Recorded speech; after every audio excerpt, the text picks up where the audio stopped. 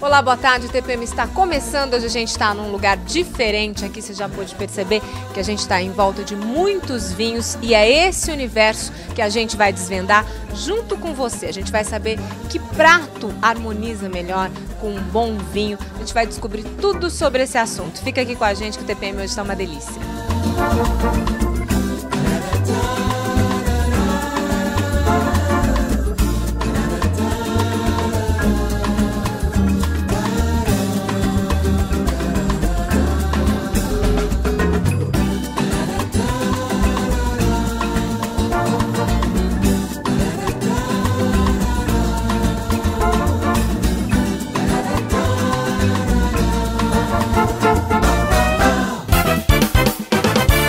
TPM está fora de casa, hoje a gente está aqui num lugar especial, nós estamos numa casa especializada em vinhos e a gente vai desvendar um pouquinho desse universo. Eu vou conversar com o Diogo Ilkar Wendling. Acertei? É um sobrenome alemão, difícil de falar, mas acho que eu acertei, né, Diogo? Acertou em cheio, é isso mesmo, Diogo Ilkar Wendling. Diogo, obrigada, viu, por deixar a gente vir aqui na sua casa, invadir um pouquinho o seu espaço e dividir o seu conhecimento com a gente. Queria que você falasse um pouquinho da sua formação. Na minha formação, eu sou administrador de empresas, mas eu estudei viticultura e enologia, com ênfase em marketing do vinho, na Universidade de Napa Valley. Lá eu fiz alguns outros cursos também de vinho, voltado para o mundo do vinho. Voltei para o Brasil em 2010, foi quando eu montei o território do vinho. Então, a gente está falando para muitas pessoas que são leigas a respeito desse assunto, apesar de muitos apreciarem bastante o vinho. Queria que você explicasse aí a diferença dessas três palavrinhas diferentes aí. O enólogo, enófilo e o sommelier. Então, bastante gente confunde, né, Flávia? As pessoas confundem principalmente enófilo com enólogo. O enólogo é o produtor, é quem fez o vinho estar ali na sua mesa. Então, é o que cultivou a uva, que plantou, que colheu e que produziu o vinho. O sommelier é quem pega a garrafa depois de pronta e vende. Então ela vai montar uma carta de vinhos de um restaurante, de uma adega, de um hotel, vai dar treinamento para a brigada e vai vender aquele vinho também para o consumidor final. Já o enófilo, ele é o quê? Um apaixonado por vinho. Normalmente esse enófilo, apaixonado, ele estuda também. Então ele busca fazer alguns cursos, mas mais na informalidade, é mais pelo próprio prazer mesmo de querer descobrir o vinho. Então a diferença é essa, um é apaixonado por vinho, que é o enófilo, o enólogo produz e o sommelier vende o vinho. Facinho, né, gente? Agora ficou fácil. Diogo, me diz uma coisa, e qual que é a diferença do vinho? Tá na uva? Explica isso pra gente certinho. De um vinho pro outro, o que diferencia um vinho do outro? A principal diferença está na uva e na onde você está plantando ela. Porque a gente tem um negócio no vinho que chama terroir, que envolve o que? A natureza. Então é desde o solo, o sol, a água, o terreno onde ele está, o solo onde ele está. Então essa combinação junto com uma uva boa é a que vai proporcionar um bom vinho. Então não adianta nada você ter um ótimo terroir e produzir o vinho da maneira errada, porque vai sair um vinho ruim. Mas também não tem como você produzir um vinho bom de uvas ruins. Então é a combinação de tudo isso. Você tem que ter a uva certa, no terroir certo, sendo produzida pelo enólogo certo. Porque às vezes você tem tudo isso pronto, o enólogo vai e faz um processo errado e consegue estragar. Então é um conjunto de fatores. Por isso que não são todos os países, as regiões que produzem vinho. Então você tem abaixo do Equador, você tem essa região que vai desde a Serra Gaúcha, Mendoza, Argentina, Chile, Uruguai, passando pela África do Sul, Austrália e Nova Zelândia. Essa já vai para cima, que é onde está os Estados Unidos, parte do Canadá e a Europa toda. Por isso que a Europa é super famosa, porque todos os países passam por lá. Então você tem Itália, França, Alemanha, Espanha, Portugal, todos os países praticamente da Europa produzem vinho. Vai até a China. A China também é um grande produtor. Qual que é o melhor do mundo? Qualidade. Oi? Para mim é a região da Itália que eu mais gosto, mas muito depende do momento que você vive, a pessoa que você está. Então eu gosto do Tinganello, que é um super toscano italiano, porque eu tive momentos muito agradáveis com ele. Porque era quando eu trabalhava nos Estados Unidos, no restaurante italiano, o gerente do restaurante era um italiano da Toscana, que me apresentou aquele vinho com a bisteca fiorentina, e aquilo para mim foi fantástico. Tem uma pitada emocional, então, né? Não, total. Eu já vi vários exemplos, às vezes, de pessoas que abrem um belo de um vinho que custa R$1.000, R$2.000, mas o momento ali é tão conturbado, não tá tendo um papo agradável, a companhia não tá sendo legal, ou eles estão discutindo, estão brigando, que estragou aquele vinho, ele não vai ter memória nenhuma. Como eu já tive vinhos que valia $3, $5 e que foi fantástico, que marcou para o resto da vida, porque o momento foi especial, o momento foi mágico. Então o que importa é isso, é você tomar um bom vinho, mas se preocupar mais ainda com o momento que você está tomando. Vinhos nacionais, existem aí vinhos bons, excelentes, dá pra gente dizer? Muitos vinhos nacionais e cada vez mais a tecnologia está proporcionando isso. O terroir do Rio Grande do Sul, principalmente, mas a gente tem até no Vale do São Francisco, é muito bom para isso. É claro que é tudo muito recente, né? A gente está falando da vitivinicultura no mundo, é questão de 3.000 anos. E a gente está falando do Brasil, não tem nem 100 anos. Começou a despontar mesmo, tem 20 anos para cá. Então tudo isso influencia o desenvolvimento de tecnologia, o plantio, a colheita, as uvas e tudo mais. O que é mais famoso no Brasil realmente é, por causa do nosso terroir, é o espumante. Então cada país ele tem uma região que proporciona melhores vinhos para aquela região. Por isso que todo mundo fala assim, o melhor Malbec que tem é lá na Argentina, o melhor Carmenère é lá no Chile, o melhor espumante é aqui no Brasil, o Taná é do Uruguai, porque é a uva que melhor se adaptou àquela região. Agora, Diogo, a gente viu aqui na sua casa que existem vários ambientes diferentes, né? A gente está sentado aqui numa mesa enorme, né? Eu não sei quantos lugares tem aqui, você sabe de cabeça? São 14 lugares. 14 lugares. A gente tem ali uma mesinha bistrô para 2, a gente tem outros ambientes para 4 pessoas, enfim, né? Cabem 2 casais e tal. Eu queria que você falasse um pouquinho. Você falou aí de momentos, né? O vinho é uma bebida muito especial, ela cabe em qualquer ocasião. A sua ideia aqui é exatamente essa, é acolher pessoas em diferentes situações, com diferentes objetivos, sempre apreciando um bom vinho. Isso, na verdade eu tentei transportar um pouco do que eu vivi fora, que o ambiente do vinho lá fora não tem tanto glamour que nem tem aqui no Brasil. A gente ainda enfeita demais, tem muito perfumaria em volta do vinho. Lá é uma coisa muito mais natural. Então os ambientes onde você toma vinho fora do país são mais tranquilos, então eles proporcionam isso. O que eu tentei fazer? Criar uma casa um pouco tematizada para o vinho e oferecer aquela atmosfera, aquele ambiente que tem do vinho fora do país, até pelo próprio clima, porque o clima aqui no nosso país não ajuda muito, e trazer para o território do vinho. Então você falou bacana dessa mesa, são 14 lugares, mas ela não é somente para um grupo de 14 pessoas, é uma mesa comunitária. Então eu sento 2 pessoas aqui, 2 pessoas ali, 4 pessoas ali, mas 2 pessoas ali no fundo. Por quê? As pessoas vão interagir. Aí um tá tomando um vinho, aí pergunta pro outro, que vinho que é esse que você tá tomando? Ah, que bacana, e esse prato teu? E cria uma amizade. E aí aquilo vai proporcionando um ambiente bacana. E aí tem a parte que a gente tem um lounge com mesa baixa, para grupos de jovens tomarem espumante. Aí tem mesa de 2 lugares para o casalzinho. Tem mesa de 8 a 10 pessoas, que é para um grupo um pouco maior. Tem um sofá, que é uma poltrona de quase 1 metro de largura, que é para as pessoas que querem ter mais tempo para poder degustar o vinho, comer a comida e ficar mais tranquilo, sem incomodar. E aí a gente dividiu a casa em 3 ambientes.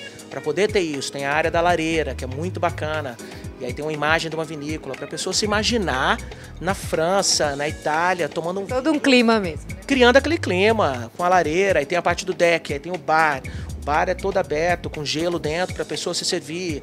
E aí tem o salão principal, aí tem a adega, onde as pessoas ficam e elas se servem, tem uma máquina de vinhos. Então é criar o quê? O mundo do vinho. É trazer o mundo do vinho para as pessoas. É não querer que as pessoas descubram o vinho por elas só. Então a gente tem que mostrar para ela como que é esse mundo. Agora me diz uma coisa, o que você descobriu do perfil dos enófilos aqui em Campo Grande? Você falou que teu grande público aqui é feminino? É feminino, a mulherada tá tomando muito vinho e me surpreendeu, porque quando a gente montou a casa, a gente montou pro público masculino. Tanto que eu montei charutaria no começo, quase não tinha comida, era mais vinho tinto, e era uma casa bem masculina. E aí eu vi que quem frequentava mais eram as mulheres. Então elas estavam com um grupo de 2, 4, 6, 8, 10, 20, 50. A gente tem uma confraria super bacana que é Meia Taça, que acontece uma vez por mês, que reúne até 50 mulheres. A última confraria a gente colocou até DJ para elas tocar. A gente dá aula, fala para elas sobre os vinhos. Então elas estão dominando, porque elas se interessam em conhecer a uva, elas se interessam em conhecer o vinho, a origem daquele vinho, como que toma, qual que é a taça certa, qual que é a temperatura. É uma bebida mais social, diferente de algumas outras bebidas que estimula muito ou que deixa um pouco para baixo, então deixa elas num clima bom. E o principal é que harmoniza bem com comida, é a melhor bebida para se tomar junto com a comida, isso facilita bastante. Você tocou num ponto bem bacana. Com comida, com vários tipos de comida, as pessoas se enganam muito em relação a achar que vinho combina com essa ou aquela comida. Existem várias opções? Com todos os tipos de comida, até com feijoada você toma vinho. comendo pastel você come vinho, toma vinho. Com tudo que você pensar, você toma vinho. O que é o ideal? Você saber harmonizar o melhor vinho para aquela comida. Não é o vinho mais caro, é o melhor vinho que harmoniza com ela. E aí você vai ver como que é o que? A estrutura do alimento, se ela tem muito molho, se ela é ácida, se ela é um pouco seca, se ela é apimentada, se ela é doce. E aí procurar vinhos que ou causem contraste ou complemente aquilo, mas que harmonize. Que a hora que você tomar o vinho com a comida, eles vão se harmonizar. Eles vão ficar melhor na sua boca. A comida, conforme você vai comendo, e o vinho, conforme você vai bebendo, ele fica melhor. O sabor, o aroma, tudo fica melhor. Então essa é a função do vinho. Melhorar a comida e a comida de melhorar o vinho. Legal, Diogo, esse papo é bom mesmo, hein? A gente fica com vontade de saber mais. A gente vai conversar mais. A gente vai para o intervalo rapidinho e continua batendo nosso papo aqui sobre vinhos. A gente continua falando de vinho aqui no TPM. Diogo, o vinho é uma bebida milenar, né? Com certeza hoje é produzida com muito mais tecnologia. Queria que você falasse um pouquinho disso. A gente está num espaço aqui da sua casa que mostra coisas bem diferentes, a tecnologia aqui presente.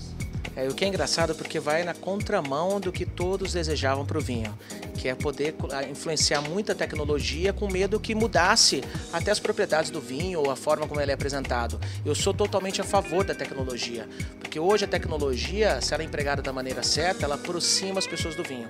E o nosso intuito aqui é realmente esse é o nosso conceito, aproximar as pessoas do vinho. Então vieram os americanos desenvolver essa máquina que para mim foi um achado.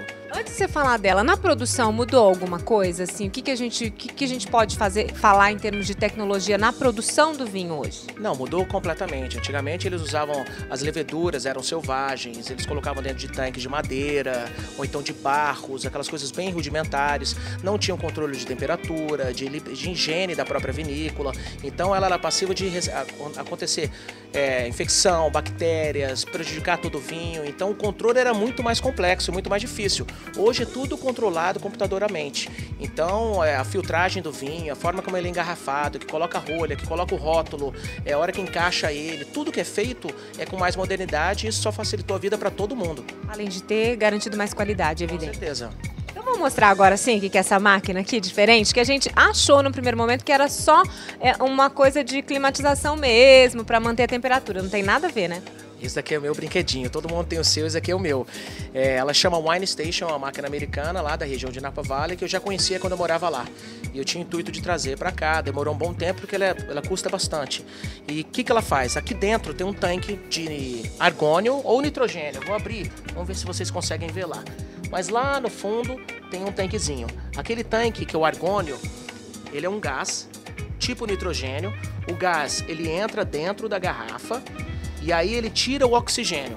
Ele tirando o oxigênio, o que acontece? Ele elimina qualquer chance de poder dar algum defeito no vinho, porque o oxigênio é que causa bolor, é que causa entrada de bactérias, qualquer coisa. Então esse gás ele entra dentro do vinho, retira o oxigênio e a máquina mantém também o controle de temperatura.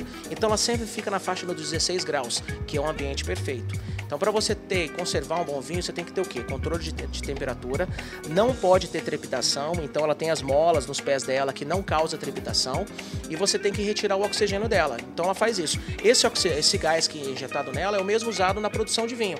Então quando você produz, está lá no tanque de aço inox, você coloca o argônio ou dentro do próprio barril para poder evitar o contato do ar com o vinho e evitar que ele estrague.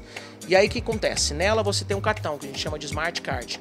Então o próprio cliente... Você vai então programar o que você quer, a quantidade que você quer, é isso? Isso. Então toda semana a gente está trocando. A gente colocou 8 vinhos aqui. Então toda semana a gente está trocando para os clientes conhecerem novos vinhos. E ele tem a oportunidade de quê? De degustar um vinho com 50 ml, que é uma dosezinha, 75 ou uma taça que é 150. Então se ele quiser comprar uma garrafa e está na dúvida, ele vai lá e faz uma provinha. Se ele gostou, ele toma uma taça. Se ele está com alguém que não quer beber vinho, ele vai lá e toma uma taça ou 2 taças. Ele vai brincando com os vinhos e conhecendo o quê? Diferentes vinhos, diferentes regiões, que ele não teria oportunidade, ele teria que comprar garrafa para poder fazer isso. E aqui ele tem esse cartão que ele vai lá, insere e faz essa escolha. Isso, ele pega o cartão eletrônico, insere na máquina, ela vai ler o cartão, esse no caso é o nosso cartão de serviço, então ele aparece essas 2 opções, colocou em serviço, ele pega a taça de vinho.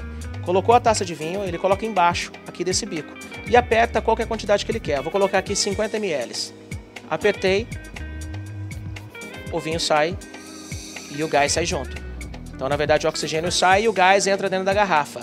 Isso tudo conserva o vinho aqui dentro 60 dias, intacto, preservando todos os aromas, os sabores e a qualidade e integridade do vinho.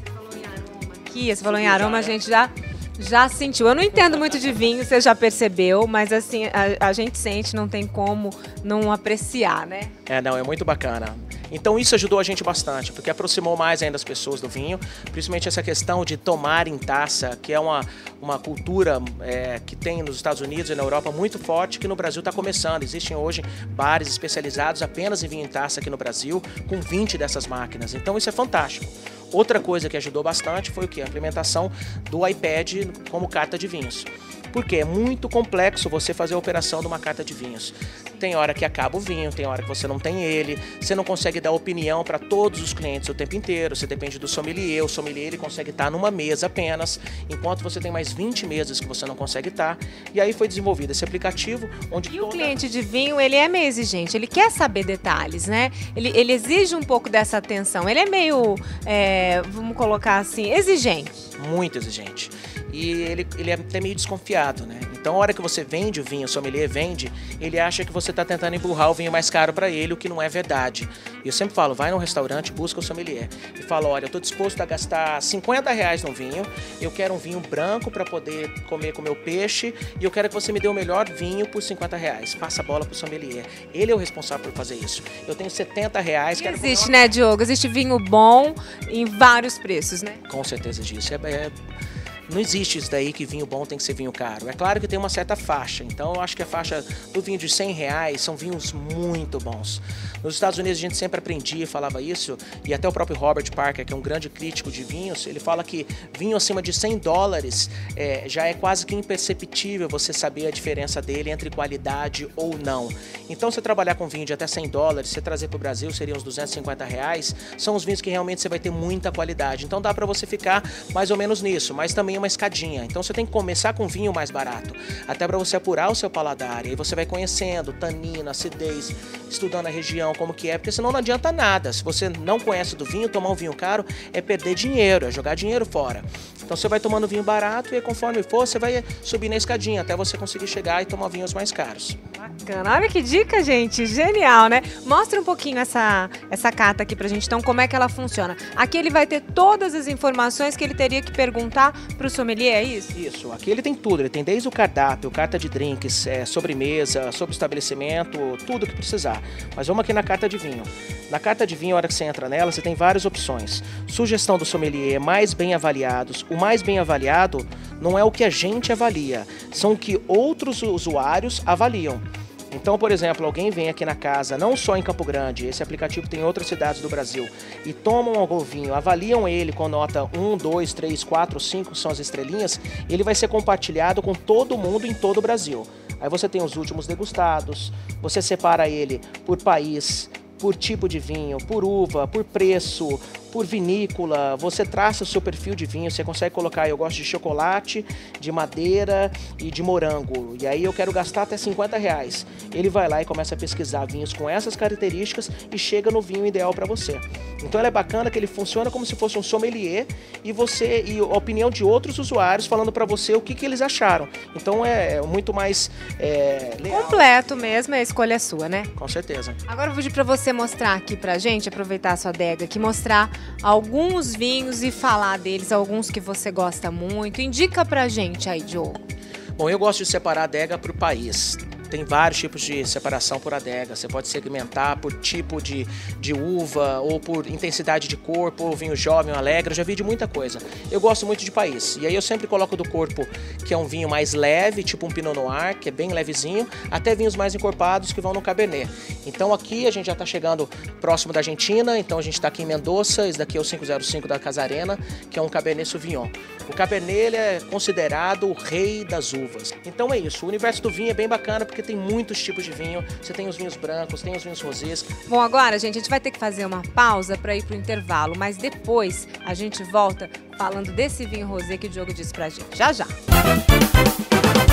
Você sabia que existe um vinho certo para cada ocasião? Bom, eu sabia mais ou menos. O Diogo que vai me contar agora direitinho qual que é esse vinho certo para cada ocasião, Diogo.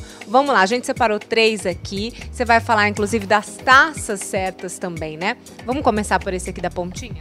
Vamos começar pelo vinho mais versátil que existe de todos. Se você está na dúvida que vinho tomar, se você não sabe como harmonizar, se você não sabe o que você vai dar de presente, se você não sabe de nada, abre um espumante. Espumante é o vinho. Não tem erro. Não tem erro para tudo, é a melhor harmonização para tudo, até para feijoada é o melhor vinho que se harmoniza. Então para você que quer, as meninas que estão assistindo a gente, fazer um jantarzinho junto com o namorado, o marido, o rosé é muito bacana. Primeiro, o teor alcoólico dele é um pouco mais baixo, então ele vai estar em torno de 9, 10%, o que ajuda bastante. Harmoniza com várias coisas, porque ele está entre o branco e tinto. Terceira, que é o rei de todos os vinhos, que 90% da venda do vinho aqui é tinto. Aqui pode fazer 40 graus, que as pessoas pedem vinho tinto, todo mundo só toma vinho tinto. Pegou um vinho, 12 meses de barril de carvalho, é Malbec, é Cabernet, é Chile, Argentina, maravilha, olha a garrafa se ela é bonita, o rótulo é bonito, dá de presente que o patrão vai te dar até um aumento. Dica legal, hein? E a taça essa aqui, né? A maiorzinha também não tem erro, né, Diego? Por que ela é maior? Porque ela tem que girar ela. Quando você vai girar ela com vinho dentro, ele vai liberar e vai suavizar os taninos, vai liberar os aromas,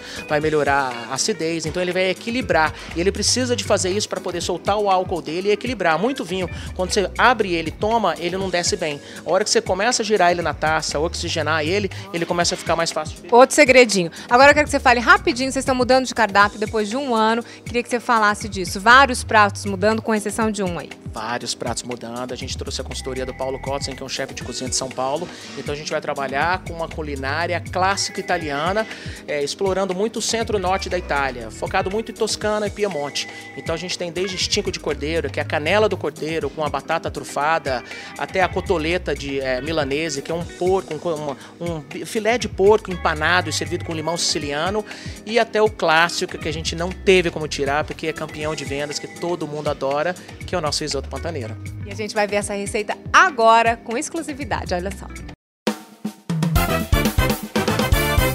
Eu sou Paulo Kotzen, sou chefe de cozinha em São Paulo. Vamos ensinar hoje a fazer o risoto pantaneiro, é um dos carros-chefes do território do vinho. É um prato muito fácil de fazer, eu acho que qualquer pessoa que está nos assistindo vai conseguir reproduzir isso em casa. Para fazer esse risoto nós vamos usar o arroz arbóreo, que é um dos arrozes para risoto italiano. Carne seca, é uma carne seca artesanal que a gente faz aqui no território, mas você pode comprar em casa no supermercado ou no mercadão. Um crocante de mandioca, banana da terra caramelizada em açúcar, requeijão, manteiga, cebola picada, alho picado, pimenta biquinho e cebolinha picada. Para começar o risoto, você aquece uma panela e nela derrete a manteiga. Depois você adiciona a cebola, dá uma leve refogada só para que ela fique transparente e já pode adicionar o alho. O alho não tem que dourar, é só para soltar o perfume dele. Aí você adiciona o arroz e logo na sequência você adiciona a carne seca já desfiada, que foi cozida e desfiada. Em seguida você vai adicionando aos poucos caldo de carne e mexendo sempre o risoto até que ele fique com o grão cozido ao seu gosto. Eu prefiro al dente, quando você ainda sente a leve textura do arroz. Para finalizar, você adiciona a banana da terra caramelizada, o requeijão e a cebolinha picada. Mistura tudo, coloca no prato e aí a gente vai finalizar com a mandioca crocante e as pimentas biquinho. E aí é só aproveitar. Venha você também conhecer. Bom apetito! Eu vou experimentar o prato do chefe Paulo aqui, ó, daqui a pouquinho. Agora, só pra gente terminar o programa, Diogo, eu queria que você deixasse algumas dicas fundamentais que as pessoas têm que saber a respeito dos vinhos. Flávio, eu acho que a principal dica é não ter medo do vinho, é se aproximar do vinho, é tirar a dúvida com as pessoas que estão te atendendo, com o sommelier, é ir no supermercado, brincar um pouco com essa história do vinho, sem muito preconceito nem nada. Vai degustando, começa com um vinho de 15, 20 reais, prova, sabe, reúne gente em casa, começa a participar, começa a tomar mais vinho e descobrir. Ver se você se interessa, alguma literatura, porque o vinho é isso, ele vai te transportar para um outro mundo. E é o que a gente faz aqui no território do vinho. A gente transporta os clientes para o mundo do vinho. Diogo, obrigada, viu, por ter aberto sua casa aqui para a gente, deixar a gente invadir o seu espaço. Sucesso para você. TVM fica por aqui, obrigada pela sua companhia. Um beijo e a gente se vê. Tchau, tchau.